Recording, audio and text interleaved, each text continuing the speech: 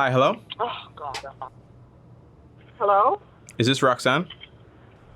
Yes, this is Roxanne. Hey Roxanne, this is Tommy Bryson. This call is gonna be recorded and potentially uploaded, cool? That's fine. Alright, how can I help? Tommy, I'm happy you called me. Let me first say that. Thank you. Thank you for calling me. I really appreciate that. You're a man of your words. Appreciate you. My thing is, Tommy, I've been reaching out to you because I'm trying to figure out how to do the Instagram, no, it wasn't Instagram, I'm lying. Amazon. Okay. You have this video on YouTube that was telling you how to do, I think it was an extreme rebate. I'm not sure. And you uploaded like 2019. And I don't know. I need more information on it. Okay. So honestly, when I made that video, Roxanne, that was back in 2019. I remember it. Everything was fine. Everything was cool. Everyone that signed up back then with me, everything went perfectly fine. However, though, I don't know how the company is doing today, but I do know that some other companies, what they do is basically, it's pretty simple, right? What these people are trying to do, because nothing is free in this world, is they're trying to have you buy a product. They're trying to have you receive the product and then basically review the product with a positive review, obviously. And then when you do that, that helps that item basically get a higher rank in Amazon. That's what they're paying you for. And then the money they would pay to you via PayPal. That's the whole idea. That's the whole concept. So you buy a product, you confirm the order, you do a review, you get paid on PayPal, everything looks fine. However, though, what some companies were doing is basically, after a while, what they were doing is basically telling PayPal that you never got the item, never shipped anything whatsoever, so they would get their money back. Does that make sense? Oh, wow.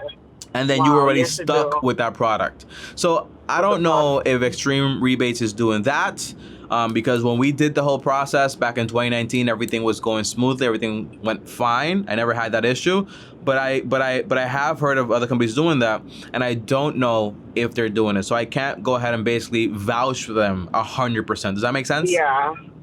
Yes, it does. However, though, if you want to get involved in making money on Amazon, like a more legit way, whether it's with retail arbitrage. Now, retail arbitrage is, for example, if you were to go to Marshall's or Ross or the Walmart clearance section, and then you would find these items going for a steep discount. You know, like you find like those sneakers going for 20, but they're actually worth like 60. And then you basically relist those items basically on Amazon, and then you sell them on Amazon for retail price. So now you're buying things for a discount, then selling it on Amazon for a discount. That's one way to do it. That's retail arbitrage. Then you have another way, which is basically drop shipping, where you list items. I was looking into that. Yeah, but I think the thing with drop shipment is I just have to try to find a vendor that's kind of reliable and It depends. can get the products in a timely manner. It depends. It depends what you're selling. What you're describing is basically so that dropshipping is basically when you find one vendor, they have to be reliable. So whenever you receive an order, send them the order, then they basically ship it to them. You never touch a product. But then the problem is, what if you have a refund? How do they deal with that? That's one way to do it. But then you also have, for example, just plain out just drop shipping, where you go on Home Depot, you go on Walmart, and then you basically grab items from there, put it on Amazon. Whenever they sell, you just basically buy it from Home Depot or Walmart and then ship it via Amazon to them, like to that person that bought it on Amazon. It's a lot of ways to do it. However, the expert on that, the guy's name is Paul Jalipsky, and he has like an Instagram and also like a YouTube channel. And that he doesn't pay me money at all or anything, but he did help me a lot when I did eBay dropshipping, and he does amazing work when it comes to Amazon. And then you also have, for example, Jasmine Bautista. And then she's also on YouTube, and she talks about like retail arbitrage and how the whole thing works, the best apps to get, how to get started, and all those things. Does that make sense? Yes, I do. Okay. Now, Now let me ask you a question, Roxanne. What's your current financial situation that you're basically looking for side hustles? I need my financial situation is God. Go ahead. It's not good. I need another income, so I'm just trying to figure out what to do. I actually have a wig bag that I don't know why I sit on my products, Tommy, to be honest. I'm talking to you, it's just like, when you're talking to somebody and it's like gosh, I don't know. I think my problem is I have a lot of great ideas. I just don't know how to execute it or how to go about it. Okay. All right. So that's fair. So that kind of, so the first thing is, right, what you sound Yeah. like is like every single entrepreneur out there. And a lot of us are distracted. We don't give ideas time to flourish. Things take time. So what that means, for example, what I used to do was I always had a job / career that made me income, that took care of all the bills. And then if I wanted to start, for example, a side hustle or a business, I did that on the side on my spare time. But I always gave every idea at least a minimum of 12 to 18 months, because if I didn't, I would have a new idea next month and the next month and the next month. And whenever I was looking for an idea, I wasn't just, for example, well, I have this idea about how to sell wigs and I'm gonna get started. I would do all the research on it possible, right? Like a whole study, like a whole paper on it, like do research fully, like who's doing it, how do they do it, do they have an ebook about it, do they make videos about it, what can I learn from them? And I would just basically dive myself fully into that niche. Does that make sense? Yes, it do.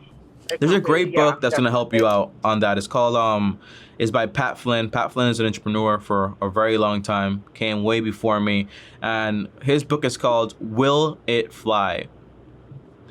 And it's basically building a business backwards, because basically before you build the business, you verify that there's actually interest. A lot of the times you have a great idea, but you have no way to verify that there's interest and people are going to pay for it. So you get people to buy your product first before it's even made. And he has like a whole script to do the whole process, a whole blueprint. It's called Will It Fly? And it's a great book. It's not that dense, so you should have a lot of luck with it. Now, your financial situation though, what do you do for work currently? I am a cosmetologist. I do hair. Okay, you do hair. And you're saying, for example, you need more income. Is that because you're having, for example, like problems with your bills?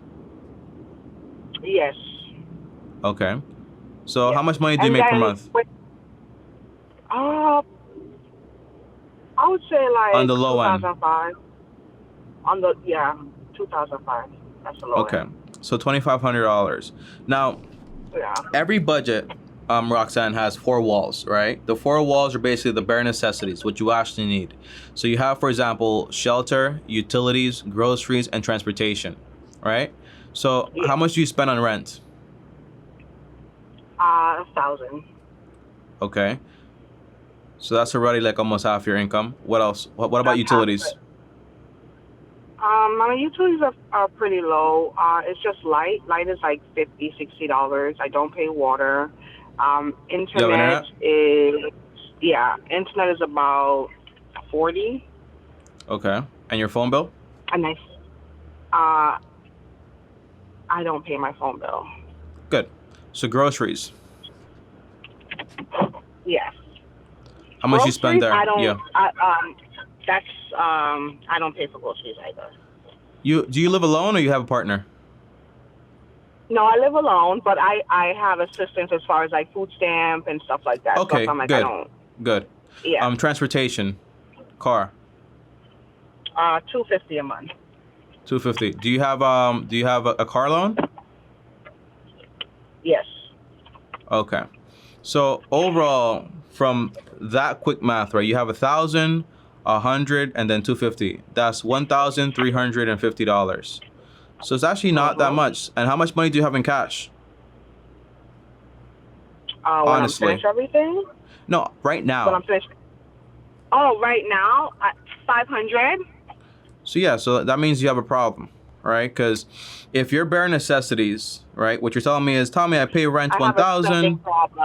I have 100. Yeah, exactly. And then you have 250. You only spend like $1,350 on the bare necessities. So the other, for example, almost $1,150 is basically going somewhere else.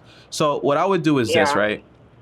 You got to get serious about your current situation first, to then think about, for example, what you're going to do later. Because if you can't manage $2,500, you won't be able to manage $5,000 or $10,000 per month. It's the same system. Makes sense. So what I would do is for 1 week, I would grab a piece of paper and I would track down every time I spend money. And Okay. every time I spend money on something, I'll put down the name, the amount, and then either a W or an N. W stands for want, N stands for need. And then by the end of the week, you'll see exactly what you're spending money on, right? That's the whole concept. But if I were you right now, what I would do is basically, I would work on the first step, which basically means I'm gonna pay off my debt first. Do you have any debt right now? No debt. It's actually no debt. I just want to pay off my car. Actually, that's really about it. So you only have the car That's as far as debt? Yeah. Yeah. Okay, how much do you owe on the car? I think I owe 4,000 left on it. Okay. 4,000 something. Good news is you don't have to sell the car because it's not actually more than half your income, so that's awesome. But what I would do is, again, I would have this budget, the bare bone budget. So put down exactly your main expenses, everything else you cut out. I would save $1,000 first for a quick emergency fund. You already have 500, so you're already halfway there.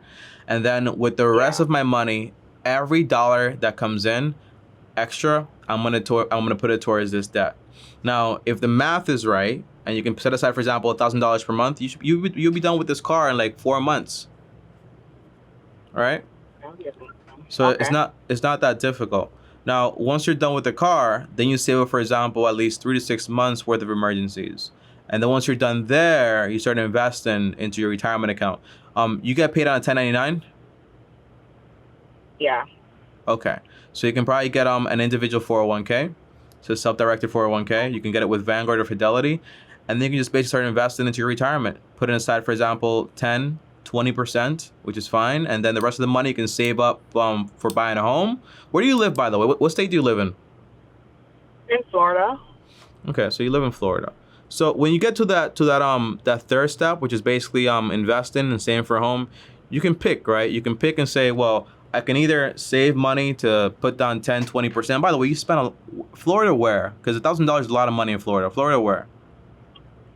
Oh no, it's not. Plantation.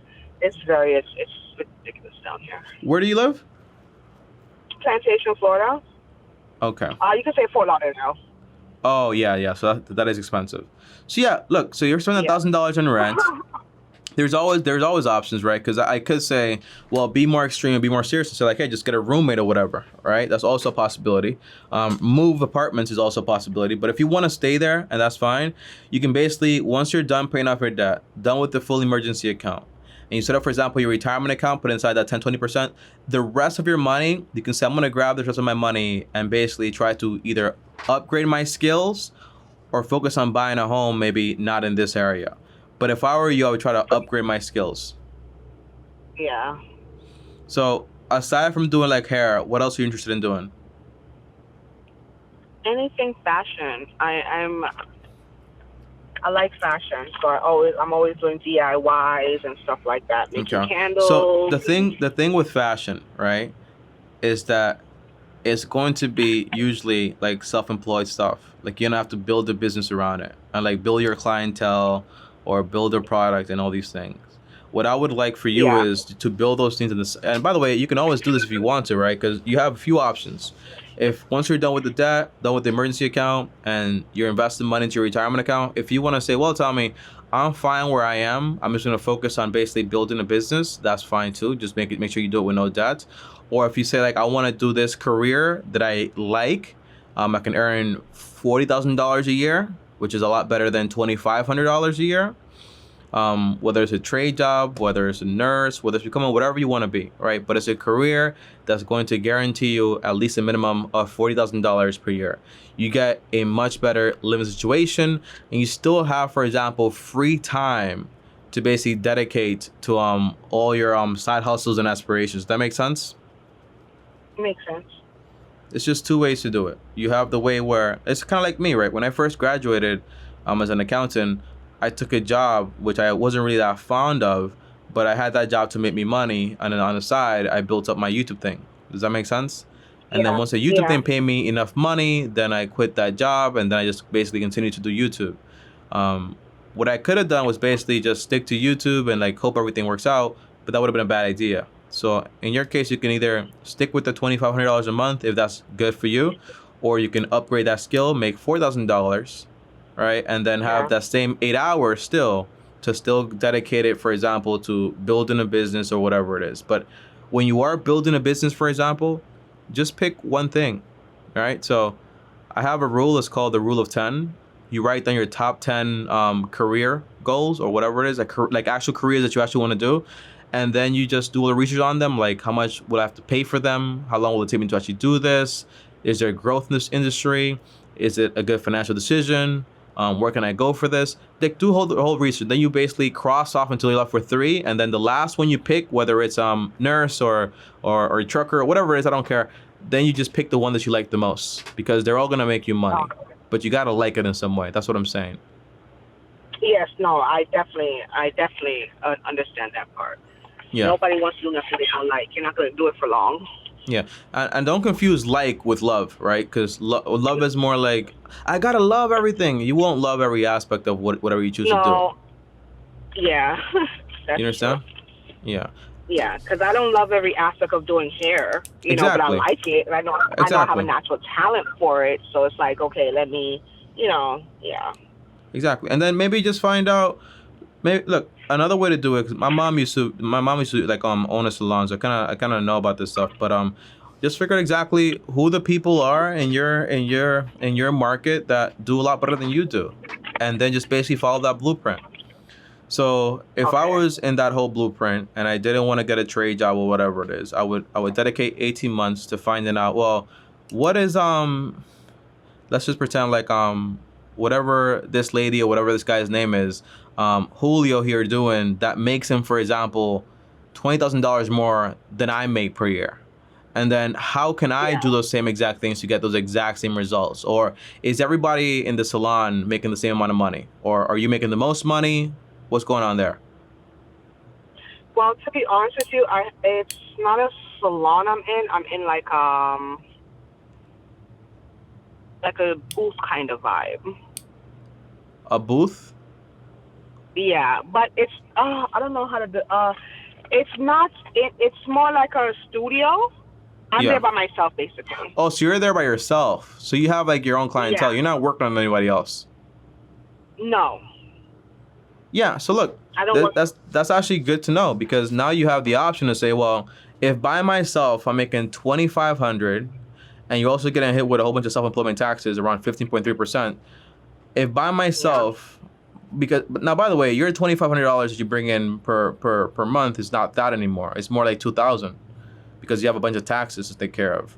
So if by myself I'm able to make X amount, if I decide to work for somebody else, will they have, for example, a higher quality clientele or just more clients overall? I can bring my clients over there also. Will I make more money? Does that make sense? And that also removes, for example, a lot of your overhead costs. You won't have to pay for wherever your studio or whatever you're actually doing. Does that make sense? That makes sense. Consider that also. Okay. All right. I'm taking notes. I'm sorry. Thank you. Yeah, it's okay. But 4 months from now, when you call back, you should be debt free because it's very possible, and you should have like an increased income because it's also very possible. I think in Fort Lauderdale, although it's expensive, it also means there are a lot of people that actually make a lot of money over there. Thus, a lot of women that also make a lot of money and care about their hair and all that stuff. So you could be making a lot more money, right? If you can work for one of the high-end salons or you could be making a lot more money with the same amount of time. Right? Okay. Right? Okay. Yeah. That's the idea. Don't neglect working for somebody else, you know. It might seem like I don't want to work.